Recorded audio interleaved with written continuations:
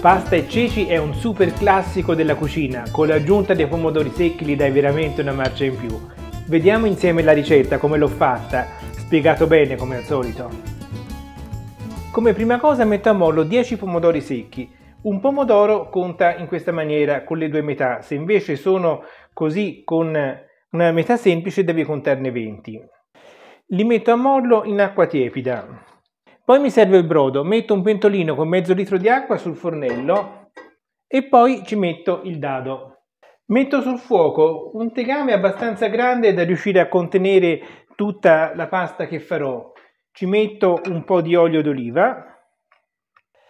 Il soffritto ce l'ho già qui, congelato. Ho preparato tanto trito di cipolla, carota e sedano, l'ho congelato e adesso mi torna utile, così risparmio il tempo di fare il soffritto.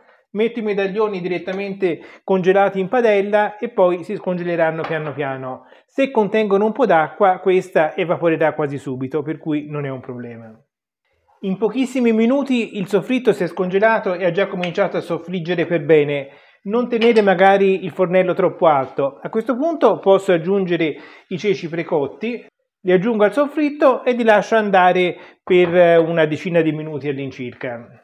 Ogni tanto li rimescolo per amalgamarli per bene. I ceci stanno andando, il brodo è pronto per cui lo spengo e a questo punto passo a scolare i pomodori secchi. Li prendo direttamente con le mani e trasferisco sul tagliere senza nemmeno scolarli troppo e poi li taglio a striscioline, nel senso così. Qualcuno posso anche tagliarlo un pochino più lungo, in questa maniera. Però la maggior parte li taglio in senso orizzontale per non avere dei pezzetti troppo lunghi. Ecco, una volta finito di tagliare i pomodori secchi, li metto da parte perché serviranno fra poco. Ok, ho preso il frullatore e a questo punto trasferisco circa un terzo dei ceci che ho preparato all'interno del bicchiere del mixer. Un terzo li ho lasciati nella pentola.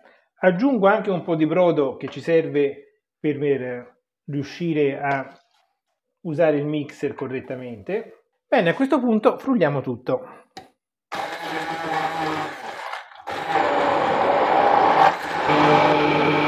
Se lo ritieni necessario aggiungi pure altro brodo, perché tanto poi cuoceremo la pasta e quindi verrà tutto assorbito dalla pasta. Verso nuovamente i ceci frullati all'interno della pentola. Riprendo i pomodori che avevo tagliato prima e li aggiungo alla pentola. Se questa ricetta ti piace, lascia un mi piace a questo video che lo apprezzerò sicuramente. Adesso lasciamo cuocere un altro 5 minuti, magari si può aggiungere anche un altro po' di brodo. Sono passati 5 minuti, a questo punto aggiungo tutto il brodo che mi è rimasto e poi metto la pasta. Sono 120 grammi di ditalini rigati per 2 persone. Avrai notato che ancora non ho aggiunto sale. Bisogna considerare però che il dado è salato, i ceci precotti sono già salati, quindi probabilmente il sale è giusto. Ti consiglio di assaggiarlo. Il sale è giusto, non bisogna aggiungerne altro. Durante la cottura devi soltanto controllare la consistenza, perché la pasta cuocendosi assorbe acqua e quindi renderà più asciutta la zuppa. Se come in questo caso ti sembra troppo asciutta, aggiungi un po' d'acqua. Io ho messo dell'acqua a scaldare nel pentolino in cui ho cotto il brodo, per cui l'aggiungo. Quando la pasta è cotta, la zuppa è pronta, per cui spengo il fornello. Io assaggio subito.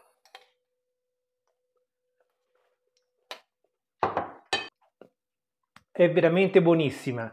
Devi provarla anche perché, come hai visto, è veramente una ricetta facilissima. Un'altra ricetta che ti consiglio è quella della ribollita, la fantastica zuppa di pane toscana che sta andando veramente forte sul mio canale. Qui trovi il link. Noi ci vediamo al prossimo video. Ciao!